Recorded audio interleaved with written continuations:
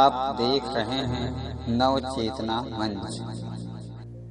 यदि हमारे वीडियो आपको पसंद आए तो वीडियो को ज़्यादा से ज़्यादा लाइक, शेयर और कमेंट कीजिए। और यदि आप हमारे चैनल में नए हैं तो चैनल को सब्सक्राइब कीजिए, बेल आइकन बटन को ज़रूर दबाइए, जिससे आने वाली नई वीडियो का नोटिफिकेशन आपको पहले मिले। नमस्कार, कैसे हैं आप सब और पढ़ाई कैसी चल रही है आपकी। आज मैं नवदीप कौर आपके सामने एक नए टॉपिक के साथ आई हूँ। आज हम बात करेंगे वैश्विक भुखमरी सूचकांक 2020 ग्लोबल हंगर इंडेक्स 2020 की।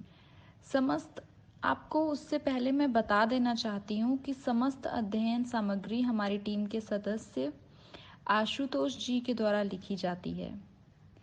आपके समक्ष अध्ययन सामग्री प्रस्तुत करने के पूर्व सामग्री में लिखित तथ्यों की जांच की जाती है। आप सभी इस बात से निश्चिंत रहें कि आपको जो भी पढ़ाया जा रहा है परीक्षा के अनुकूल ही पढ़ाया जा रहा है। इसलिए आप लोग मन लगाकर पढ़ाई करें एवं शीघ्र सफलता प्राप्त करें। संपूर्ण नवचेतना परिवार आपके उज्जवल भविष्य की कामना करता है।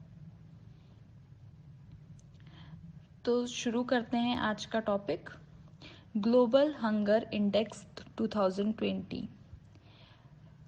इस ग्लोबल हंगर इंडेक्स में भारत ने 94th पोजीशन प्राप्त की है। ये रिपोर्ट किसी देश में कुपोषित बच्चों के अनुपात 5 साल से कम आयु वाले बच्चे जिनका वजन या लंबाई उम्र के हिसाब से कम है और 5 साल से कम उम्र वाले बच्चों में मृत्यु दर के आधार पर तय की जाती है।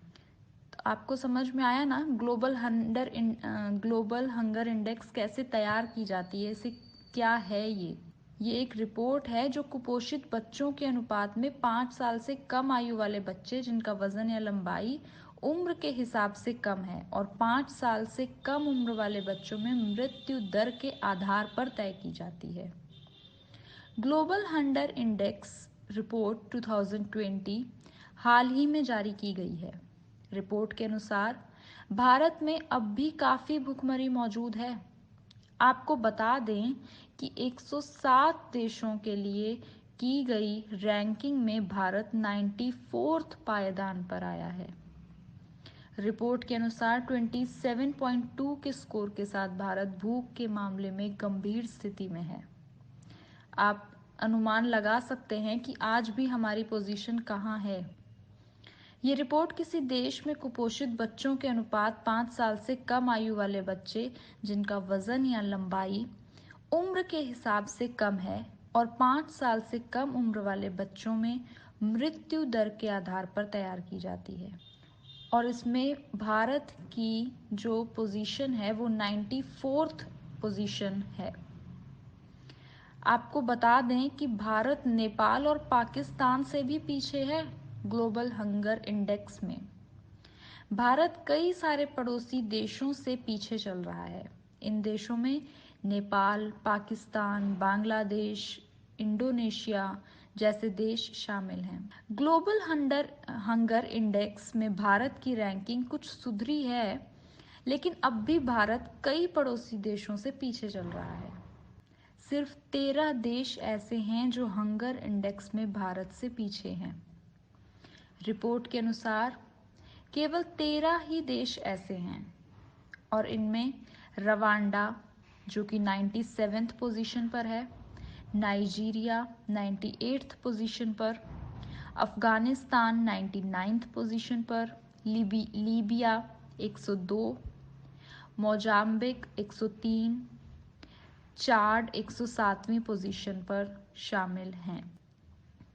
पाकिस्तान की रैंकिंग की बात करें, हंगर इंडेक्स 2020 में Indonesia 70वें, Nepal 73rd, Bangladesh 75th और पाकिस्तान 88th पोजीशन पर है और हमारी पोजीशन है 94। आप अनुमान लगा सकते हैं कि हम नेपाल, बांग्लादेश और पाकिस्तान जैसे छोटे देशों से भी पीछे हैं ग्लोबल हंगर इंडेक्स में। रिपोर्ट के अनुसार भुखमरी के लिहाज में से एशिया में भारत की स्थिति अपने कई पड़ोसी देशों से खराब है। भारत का स्कोर इसमें 27.2 है, जबकि पाकिस्तान का स्कोर इसमें 24.6 है। बांग्लादेश का स्कोर 20.4 और नेपाल का 19.5 है। भारत में कुपोषण की बात करने जा रही हूँ मैं।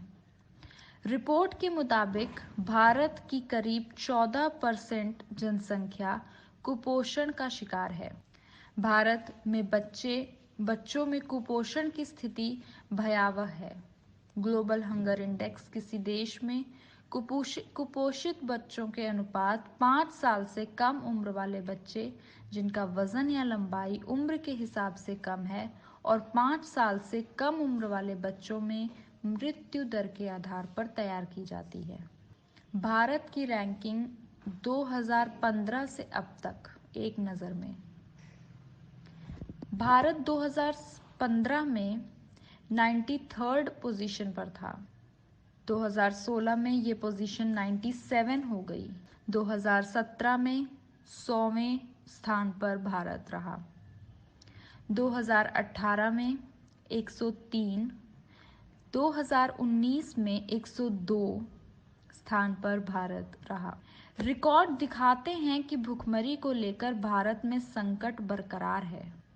भारत में भूख की समस्या बहुत ही गंभीर है। इस रिपोर्ट में भूख की स्थिति के आधार पर देशों को 0 से लेकर 100 अंक दिए जाते हैं। इस रिपोर्ट में 0 अंक सबसे अच्छा अर्थात भूख की स्थिति नहीं होना दर्शाता है। जिस भी देश का 0 अंक होगा उसका यह मतलब होगा कि उस देश में भूखमरी की स्थिति बिल्कुल नहीं है। रिपोर्ट में 10 से कम अंक का मतलब है कि देश में भूख की बहुत कम समस्या है। इसी तरह रिपोर्ट में 20 से 34.9 अंक का मतलब है कि भूख का गंभीर संकट है। रिपोर्ट में 35 से 49.9 अंक का मतलब है हालत बहुत ही चुनौतीपूर्ण है और 50 या इससे अधिक अंक का मतलब है कि देश में भूख की बहुत ही भयावह स्थिति है। इस रिपोर्ट में भारत को 30.3 अंक मिला है। इस अंक का मतलब है कि भारत में भूख का गंभीर संकट है। ग्लोबल हंगर इंडेक्स क्या है? अब मैं आपको ये बताना चाहूँगी।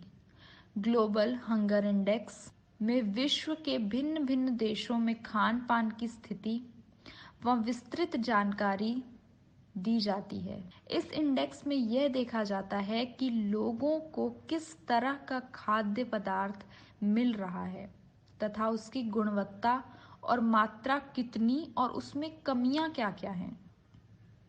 ये रिपोर्ट प्रत्येक साल अक्टूबर के महीने में जारी की जाती है।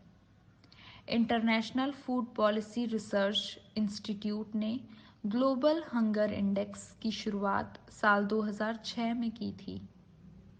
वेल्ट हंगर लाइफ नाम के एक जर्मन संस्था ने साल 2006 में पहली बार ग्लोबल हंगर इंडेक्स जारी किया था।